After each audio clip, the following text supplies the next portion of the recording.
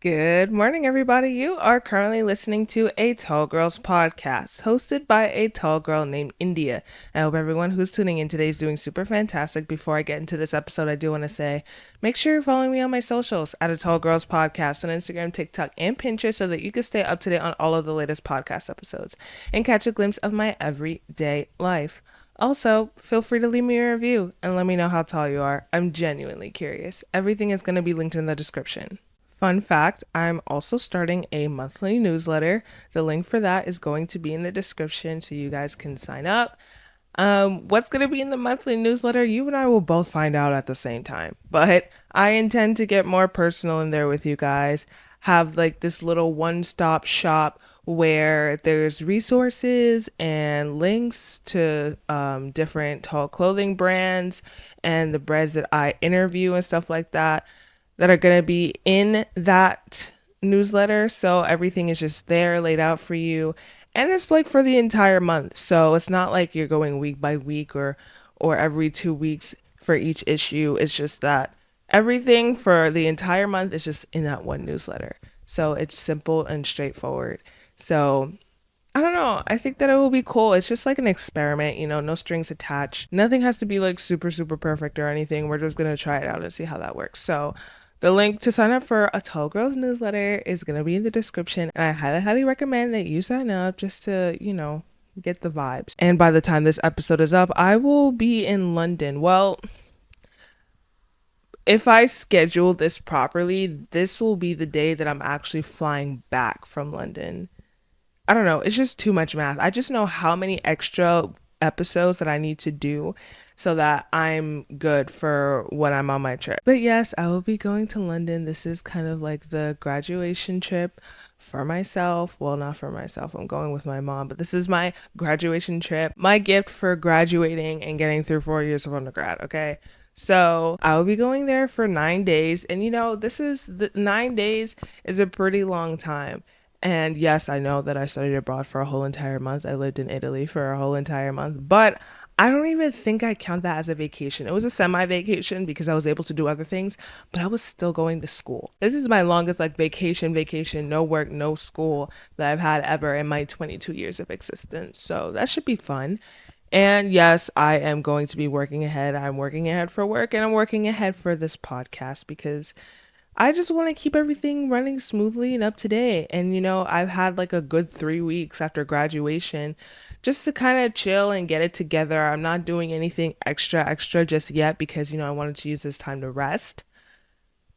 But I don't even know if I actually used this time to fully rest because during the 3 weeks I've just been working ahead in preparation for the trip. So it is what it is. But I hope my trip went really well. I hope I had a grand old time. I planned out every single day. Yes, I'm that type of person. Like, I have a whole itinerary of what we're going to do every single day. Okay, not like minute by minute, hour by hour, but I know exactly where we're going that day. And I have an idea of where we're going to eat that day too and how we're going to weave that into the whole schedule. I I think I've said this before that I'm kind of a planner. I like planning things out. So just so that I don't have to think too much or stress too much of what's going to happen or what we're going to do, like everything's already planned out for me. So I hope that the plan went well. I hope everything went according to schedule, according to the plan, and I had a good time. But check out my socials and maybe you'll see because I'm definitely posting pictures and videos and stories and stuff like that about that. So make sure you follow me on my socials so you can see how London went and maybe you can learn a thing or two if you're going to take a trip to London as well. And speaking of social media, that happens to be the topic of today's episode. That was a perfect little segue, but today I'm going to be talking about social media and confidence. It's just interesting to see how the evolution of social media played out, I guess you could say, especially up to this point because, well, I can really only speak from my experience with it because I was that age group where YouTube and Instagram was super, super popular when I was younger. So just seeing the height of that and seeing the shift to TikTok and the popularity of TikTok, which used to be Musically. I remember I was all up on Musically. That was an embarrassing time. I hope I deleted all of my videos that's somewhere in my phone of me was Musical.ly. But anyways, seeing this shift to TikTok and that becoming popular to now TikTok potentially being banned. Well, in America, in USA. But it's just interesting to see that, and then Facebook or Meta, if you want to call it that, coming out with Threads to I guess be the Instagram version of Twitter. Like, it's a little bit confusing. It's just interesting to just hear about how everything with it changed, but I think that there's just one common topic relating to it, and that's how it affects like the self-esteem and the self-confidence of the people using the apps. And I've spoken about this before, like a long time ago, a year or two ago, I think, because I've had this podcast for 3 years. That's crazy. But yeah, I've spoken about this like probably a year or two ago about how social media ruins confidence. The thing is, social media itself isn't ruining your confidence. You are. How you personally use the specific platforms ultimately affects your self-esteem. Let's talk about it. Social media is such a beautiful place for tall women. You can connect with the tall girl community, participate in body positivity and body neutrality movements, and find positive representations of tall women in the media. But it's also easy to get sucked into comparison culture, unrealistic beauty standards, negative comments, and pressures to look a certain way. There's really two main sides to social media, the good and the bad side, and it's important to be careful, especially with the haters. In fact, I don't know one tall girl on any social media platform who hasn't received at least one creepy or hurtful comment or message from a faceless account. I know I've had my fair share of those, and I don't want to get into how weird they were. Okay, not everything regarding social media is your fault, all right? You can't control the messages, you can't control people's actions, you can't even control the algorithm for the most part. But you have the capability to control what you see on social media and control who you interact with. Ask yourself, are you following people who look like you? What type of posts and videos are you interacting with? Are you responding to those negative comments and messages frequently? Simple actions like that can impact your relationship with social media and can affect what you see on those platforms. Because ultimately, the main goal of social media is to keep you on that platform. So while they'll feed you just random stuff half the time, especially stuff that you don't really need to or want to see, they're gonna start taking notes. Well, the algorithms or the people behind the algorithms, I don't know. The algorithm will start taking note of what you like, what you prefer, and what you don't like, and what you don't prefer, and will start catering towards that. They'll start feeding you content on your homepage that relates to what you want to see, and they'll even start filtering out messages that you don't want to see either. That's also a really good thing about Instagram. They started like filtering out like depending on what words or whatever that seem hurtful or words that you don't like. I think you could set that up potentially, or is that Facebook? I don't remember, but they start filtering out messages that may be inappropriate and may be hurtful so that you don't see them. But if you're constantly engaging with accounts that are making you feel bad about yourself, how do you expect yourself to feel confident or feel good about using social media? Before I continue, I would like to give a shout out to Karai for sponsoring today's episode. To my long torso girlies out there, your cries and complaints have been heard because this brand is the solution you've been longing for. Karai is your go-to destination for stunning bodysuits designed specifically for women with long torsos. So say goodbye to awkward fits and constant readjustments, and hello to flawless style, comfort, and the perfect fit. Make sure you check them out at wearekarai.com and at wearkarai on Instagram. They'll be linked in my description, and let's go. Hashtag long torso gang.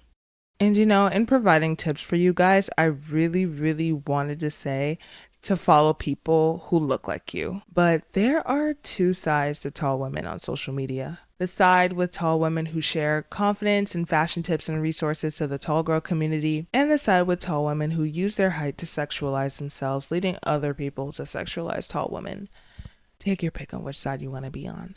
My tips to tall girls who are using social media is to follow accounts and creators who celebrate being tall in a good way. Block and unfollow accounts that make you feel insecure, include a user 5732419 who offered to pay you for your feed pics, and utilize social media tools to customize your experience. So like for Instagram, you have the close friends feature for stories where the people that you choose to see your stories will see those stories if you choose to post it on the close friend stories, if that makes sense. But you can control who sees your stories, making you feel more comfortable about posting on stories. Some platforms also have the option to like report content that isn't healthy for other people to see or healthy for you to see. Or for instance, like with TikTok, if you're watching a certain type of video, they may ask you, oh, do you want to see more videos like this? You could put yes or no. Or there's like these other features or options on other platforms where you can choose the show me more like this. So you could see more videos like that. I also really like the idea of limiting your time on social media, especially as a person who works in marketing. Social media is a big part of my job. And I find that using it both for work and for personal, or even this podcast, which I also kind of consider personal, is very overwhelming and very overstimulating. Just constantly scrolling through for ideas both for work and for my podcast, it could just be too much. So setting like a cutoff time, I usually have my cutoff time to 7 p.m. to where I just don't really scroll through social media as much, and I kind of force myself to watch long form videos. So, I mean, yes, YouTube is social media, but I find it better to watch like 15, 20, 30, even an hour long videos on YouTube to kind of just like bring my brain back to reality after watching so many short form videos and content.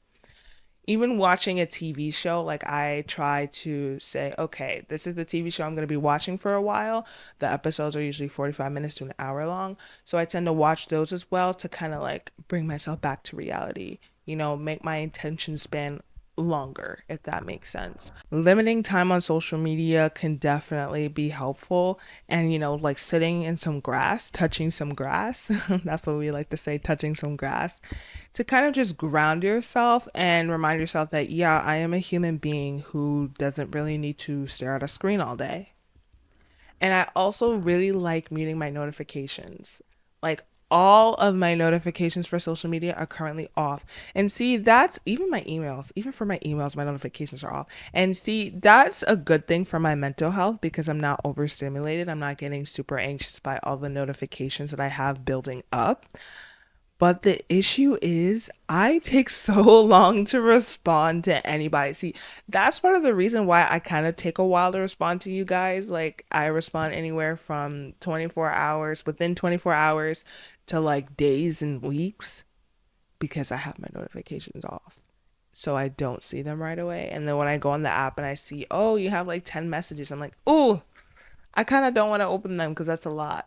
So I have to set a designated time to open them, which is really in that moment. It's just really weird. But you know what?